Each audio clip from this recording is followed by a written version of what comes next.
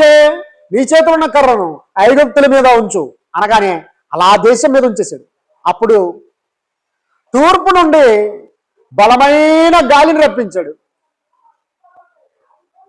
పగలంతయు రాత్రంతయు ఆ గాలిలో నుండి ఇదిగో దండు దండు మిడతలు వచ్చేసాయి. ఆ దేశం అంతా కప్పేసాయి. పేర్లు అలాగొచ్చేసాయి, కప్పలు అలాగొచ్చేసాయి.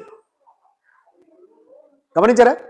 ఇలా చూస్తూ ఉంటే ఇవన్నీ సైన్యమైతే ఈ సైన్యానికి అధిపతి ఎవరు?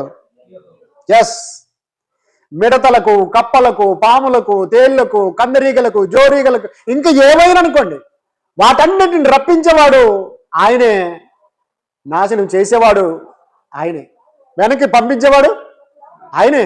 అందుకొరకే దేవుడు ఎలా ఉంటాడు అంటే సైన్యములకు అధిపతి, సైన్యములకు అధిపతి, సైన్యములకు అధిపతి.